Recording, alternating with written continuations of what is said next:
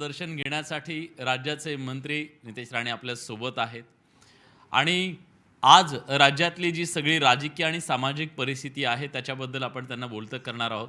बाप्पाचं दर्शन घेतलंय, पण हाच विघ्नहर्ता आहे.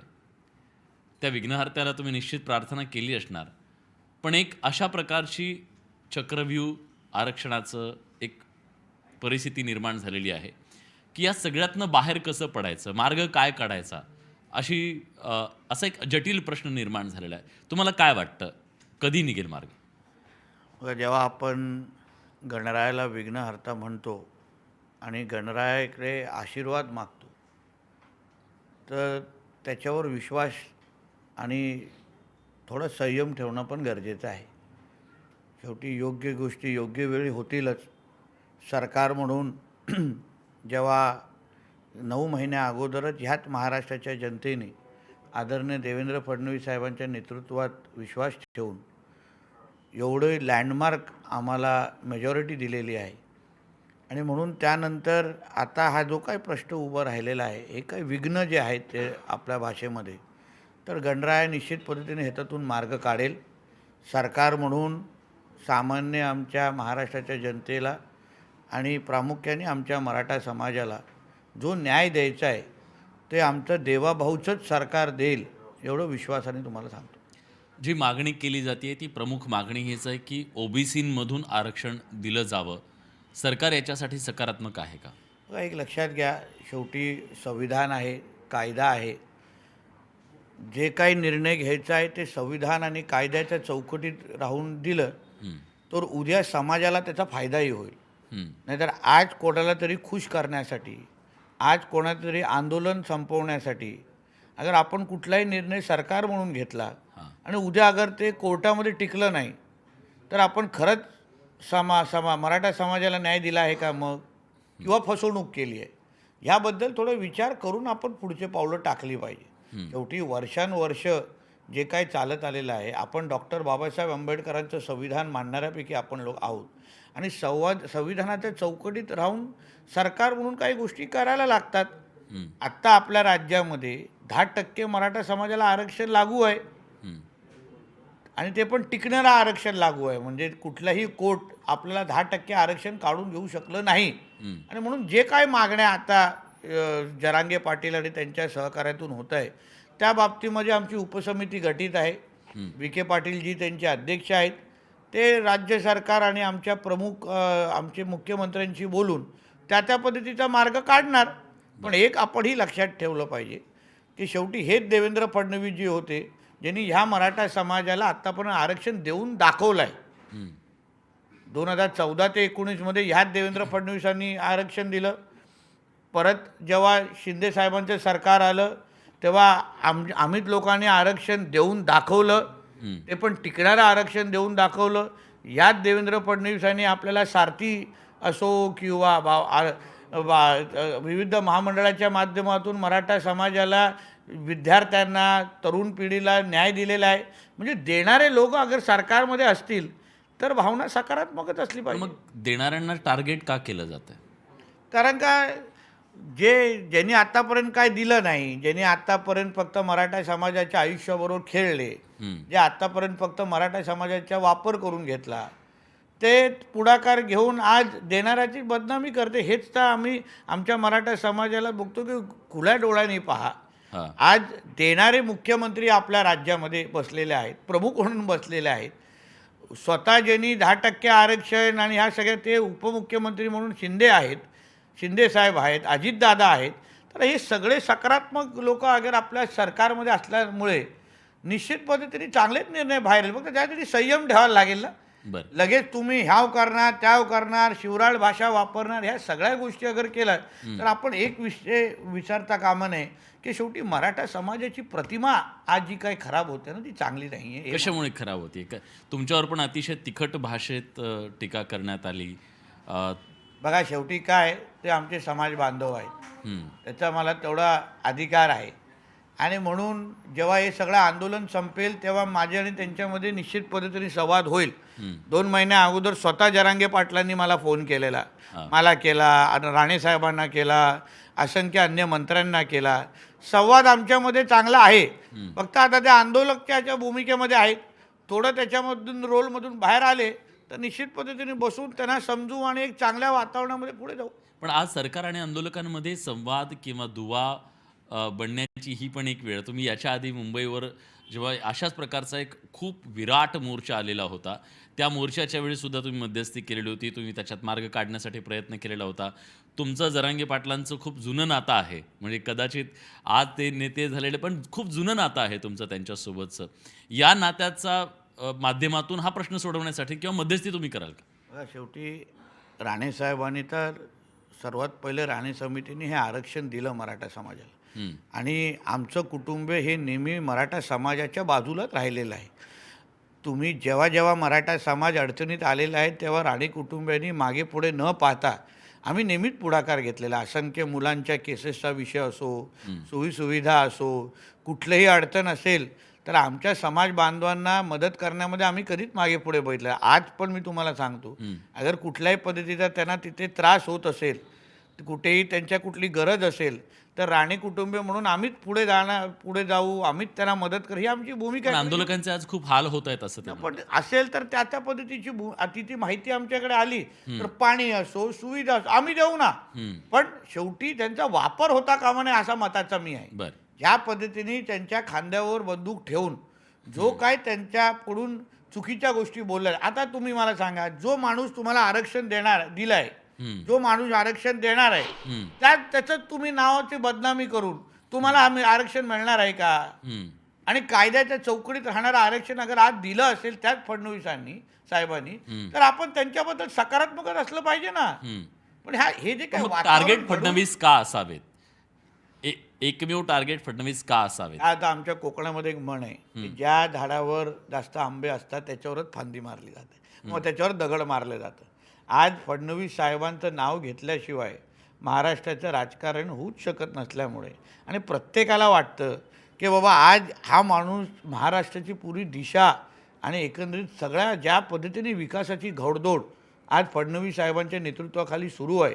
आज महाराष्ट्र प्रत्येक बाबतीमध्ये अग्रेसर येत चाललेला आहे. गुंतवणूक असो, रोजगार निर्मिती असो, सगळ्याच बाबतीमध्ये महाराष्ट्र अग्रेसर आहे. मग ह्या माणसाला थांबवायचं कसं? मग ह्याला ह्या पद्धतीने टार्गेट करा. हा एक कार्यक्रम आहे. टार्गेट कोण करतंय? बंदूक कोण ठेवली आहे? आता बंदूक कोण ठेवली हे कोण चालवतंय? मला सांगायला गेलो तर मग तुम्हाला अवघड होईल, तुमचं दुकान बंद होऊन जाईल ना. नाही सांगा ना. तुम्ही पत्रकार आहात, तुम्हाला ह्या गोष्टीची सगळ्या गोष्टी माहिती आहेत, आणि तुम्हालाही माहिती आहे की आज फडणवीस साहेबांना अडचणीत आणण्यासाठी आज तुम्ही मला सांगा, आज महाविकास आघाडीच्या एक तरी व्यक्ती, मी तुमच्या चॅनलवरच्या माध्यमातून त्यांना फक्त चॅलेंज देतो, तुम्हाला खरंच मराठा समाजाचे काय लेणं देणं आहे ना, मग उद्धव ठाकरेंनी स्पष्ट भूमिका मांडावी की आम्हाला ओबीसीतूनच आरक्षण पाहिजे, मराठा आरक्षण पाहिजे. त्यांचे काँग्रेसचे नेते मंडळी आहेत, ते त्यांचे कोण सकपाळ नावाचे प्रदेश अध्यक्ष आहेत, त्यांनी भूमिका मांडावी ना. आज पळतात कशाला आहे? कोणीही आज आम्ही म्हणजे शिंदे साहेबांनी भूमिका स्पष्ट मांडलेली आहे, आम्ही स्पष्ट मांडतोय की ओबीसीतून आरक्षण देणं शक्य नाही. आम्ही स्वतंत्र आरक्षण तुम्हाला देऊन दाखवतो ज्याच्यावरून कोणालाच त्रास होणार नाही, आणि ते टिकणारं आरक्षण असेल. मी तुम्हाला सांगतो, आज हिंदू समाजाला ह्या जातीच्या नावाने भांडवणं, कधी भाषेच्या नावाने प्रयत्न केला, मराठीच्या नावाने, आता जातीच्या नावाने प्रयत्न होत आहे. फक्त ह्या राज्यातलं आलेलं जे हिंदू समाजाच्या आशीर्वादाने आलेलं सरकार हे प्रत्येकाला झोंबलेलं आहे आमच्या विरोधकांना, आणि म्हणून कुठल्याही परिस्थितीमध्ये पहिलं मराठी आणि हिंदीचा विषय काढला, तिथे काय हाताला लागलं नाही. आता जातीचा विषय काढलेला आहे. पण ह्याच्यामुळे काय होत आहे की आपलं हिंदू समाज विविध पद्धतीने आपसात भांडण्याचा कार्यक्रम सुरू झालेले आहेत, कोण जातीच्या नावाने, भाषेच्या नावाने, आणि एका बाजूने आपल्याकडे बघणारे जे लोक आहेत त्यांना काहीच त्रास होत नाहीये. पवारसाहेब असं म्हणाले की तामिळनाडू पॅटर्नप्रमाणे तुम्ही 72% आरक्षण द्या आणि महाराष्ट्रातला मराठा समाजाचा हा जो प्रश्न आहे तो सोडवून टाका. फॉर्म्युला दिलाय त्यांनी तुम्हाला चक्रव्यूहातून बाहेर पडण्याचा. पवारसाहेब फार आमचे आदरणीय ज्येष्ठ नेते आहेत. मी लहानपणापासून त्यांना पाहत आलेलो आहे, आणि आम्हाला लहानपणापासून ही सांगितलं गेलेलं आहे की पवारसाहेब वर्षानुवर्ष सत्तेत राहिलेले आहेत. हां. आम्हाला कोणीही विचारलं की महाराष्ट्राचे मुख्यमंत्री कोण किती वेळा राहिलेले आहेत, हां. आम्ही बोलतो पवारसाहेब 4 वेळा राहिलेले आहेत. हां. असंख्य वेळ केंद्रात मंत्री राहिलेले आहेत. हं. किती वेळा मंत्रिपदावर सातत्याने राहिलेले आहेत. तर एवढा मंत्रिपदावर राहिलेल्या माणसाला ह्याच्या अगोदर कधीच संविधानामध्ये हा बदल करायचा वाटला नाही. हे थोडं मनात दुःख वाटतं, आश्चर्य वाटतं की आपण एवढे अधिकार तुम्हाला दिल्यानंतर आपण काय केलं नाहीत. पण स्वतःच्या 5 वर्षाच्या पहिल्या टर्ममध्येच 14 ते 19 मध्ये म्हणजे असं नाही की माझी दुसरी टर्म तिथं पहिल्या 5 वर्षाच्या टर्ममध्ये मुख्यमंत्री म्हणून फडणवीस साहेबांनी आरक्षण देऊन टाकलं. हे कोणाला जमलं होतं का? इतक्यांदा वर्षांच्या वर्ष मुख्यमंत्री राहिलेले आहेत. जमलं होतं का? नाही जमलं होतं. पवारसाहेब पाहिजे होतं तर तो 1 मिनिटात घटनेमध्ये बदल करून तमिळनाडूच्या धर्तीवर देऊ शकले असते. मग आता सल्ले कशाला देण्याची गरज आहे? शेवटी ते ज्येष्ठ नेते आहेत, त्यांना सल्ले देण्याचा त्यांना अधिकार आहे. पण आता खुल्या डोळ्यांनी आम्ही पाहतोय की खेळ चाललेला आहे. खेळ चाललाय, पण या सगळ्यामध्ये सामान्य माणसाला एक मोठी आशा आहे.